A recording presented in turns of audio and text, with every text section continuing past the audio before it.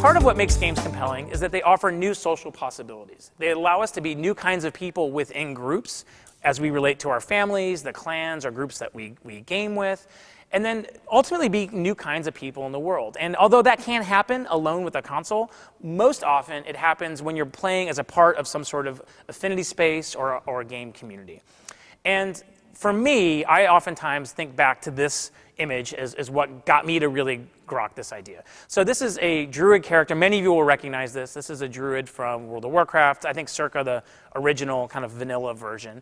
And I remember very vividly bumping into a character walking around in Azeroth who looked like this. And I thought, oh my gosh, what is that thing? Like, what are those branches? It's got some sort of crazy tree coming out of it.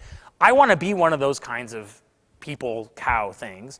And so immediately that got me interested in who is that person? How did they get there?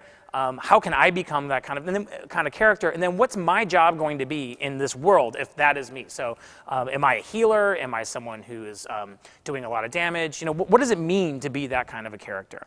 Games like these, which many of you already know, and if not, you'll be learning about more in this course, are games where you log onto a world, say with thousands or millions of people, and you explore being new kinds of people in new kinds of groups. And a lot of the learning that happens through any kind of a game is through this sort of social participation. As you make new inferences about the game experience and you test out your interpretations against other people, as you play in groups and understand what you can do as your character or with your own skill sets versus other people. And this is really a large part of how learning happens within games. So in terms of designed experience, we can think of one, the game as a system that you're interacting with, but then two, this encompassing social sphere. And the game as a designed object, it can also foster certain kinds of social experiences. And this is something that games do really well, that educators, we're really fascinated by. So how is it that certain game features, like forcing you to group or encouraging you to group at certain points of the experience, get you to start socializing and meeting new kinds of people? Or how games encourage you to become part of a larger organization, like a guild. And games do this in very clever ways, and that's the kind of thing as educators that we really are interested in trying to leverage. Now, there's one final component that is really critical to this in terms of a theory of learning for games, and that's this last thing about how do games get you to start producing information, producing knowledge, and becoming an active, productive member of a group or a society or a game. And what we want to think about is how games offer new productive possibilities as well as consumptive abilities. And for me, my experiences on this go back again to mudding, to a social game that I played about 20 years ago with some elementary school kids. And the screen looks kind of primitive, but something that was really cool about these kind of games is that you could become producers very easily. So you didn't need to have, say, an elaborate set of graphic skills or knowledge of graphical tools to really think about contributing. So this is a mud called Avatar.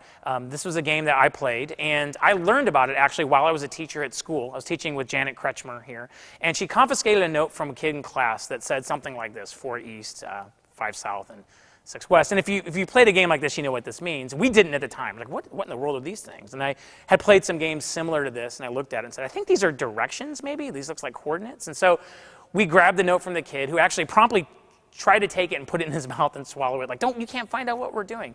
And it turns out what they were doing was going home every day after school, logging on to an online world, and playing with thousands of people from around the world. And Janet's first reaction was, oh my gosh, you mean you're going home and logging online with strangers from Europe and God knows where, playing? And your second thought was, do your parents know about this? And then next was, Kurt, you've got to see this. This thing is amazing. Think of the kinds of things we can do. I mean, our kids now in class, all new people from different countries. They had a broad range of experiences and people they got to meet that they never would know in this small town in Ohio. And the big thing that she did is she let them integrate it into their schoolwork. So as these kids were playing, she started thinking, well, wouldn't it be neat if you learned to write an area like this or program an area like this? So a couple of the kids went home, started taking some pens and paper and drawing up some plans, and eventually they even wrote their own area. Now, this area was really quite sophisticated. This is a map of it. It was played by thousands of people for years and years and years. The kids were in 4th and 5th grade.